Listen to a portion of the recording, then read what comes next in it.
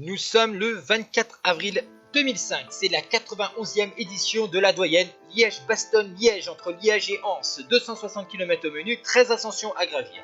Nous sommes avec l'échappée donc matinale, ils sont 5. Johan Verstrappen, Walter Benetto, Benjamin Oval, Koen de Kort et Stefan Wesmal de la T-Mobile. Ils ont eu jusqu'à 8 minutes d'avance sur un peloton emmené notamment par la formation Rabobank, du néerlandais Michael Bogert, deuxième en 2004 et troisième en 2003. Vous voyez aussi qu'il y a Eric Decker avec son maillot de champion des Pays-Bas. Dans un deuxième échelon, vous voyez qu'il y a les équipiers de Bettini qui roulent aussi de temps en temps à l'avant de ce peloton. Dans une des difficultés du retour depuis Bastogne pour remonter vers Liège, Wesman et Noval vont larguer leurs 3 compagnons de l'échappée matinale.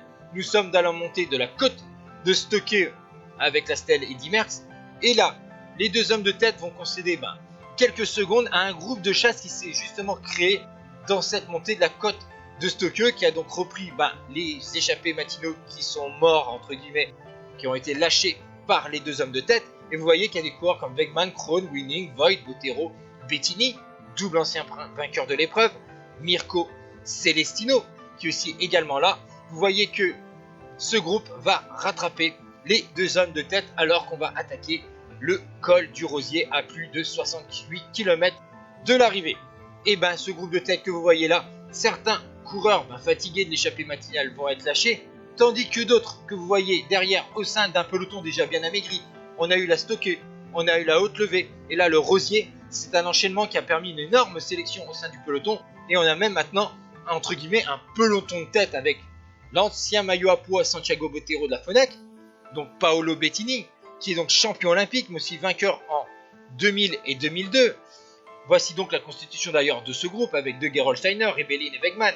Les Lotto qui sont bien présents avec Evans, Brandt, Van Nuffel et Van Summeren. Les Rabobank, très en force aussi, Bogert, Decker, Krohn, Peter Winning, toujours présents au sein des pelotons professionnels. Tim Kirchen qui est tout seul de la face à Bortolo. Les CSC, bien présents aussi, Basso, Frank Schleck, Sorensen, le baroudeur Voigt, la T-Mobile, 2 membres, Kessler, Vinokourov, Phonak, 3, Pereiro, Bottero, Perdiguero. On a Joaquim Rodriguez qui est tout seul, Bettini, Lott et Sitkevitz pour représenter la Quick Step, Echebarria, Yakche et Vicioso. Donc pour la formation Liberty Seguros, et vous voyez les autres membres, Bertagnoli, Brochard, Rousse, Valverde. Et maintenant, vous allez voir qu'à plus de 50 km de l'arrivée, 2 hommes vont sortir. Il s'agit de Jens Voigt, l'allemand donc de la CSC, et le kazakh de la T-Mobile, Alexandre Vinokourov, vainqueur de l'Amstel Gold Race 2003 et double vainqueur de Paris-Nice en 2002 et 2003. Ces 2 hommes ont anticipé donc la montée de la Redoute. D'ailleurs, dans ce peloton des favoris, c'est Bottero qui fait le plus gros du travail, et vous voyez que l'écart n'arrive pas à augmenter, enfin à diminuer, mais l'écart va même augmenter après la montée de la Redoute. Ça monte à plus de 1 minute à moins de 30 km de l'arrivée. Les Liberty Seguros sont obligés de rouler avec un des équipiers de Vicioso pour pouvoir essayer de réduire l'écart avec ce duo de tête. Malheureusement, ce n'est pas le cas, l'écart n'augmente pas des masses, mais on est déjà à 1,16 à 24 km de l'arrivée.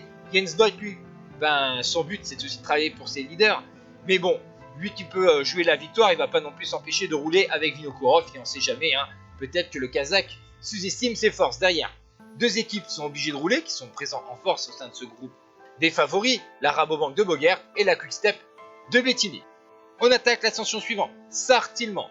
52 secondes d'avance pour les 2 hommes de tête au pied de l'ascension, mais malheureusement derrière on s'attaque, on ne collabore pas. On a tendance à oublier que devant on a quand même 2 belles machines à rouler avec le Kazakh et l'Allemand. Et en plus, à chaque fois qu'il y a une attaque, forcément vous avez des équipiers qui sont distancés.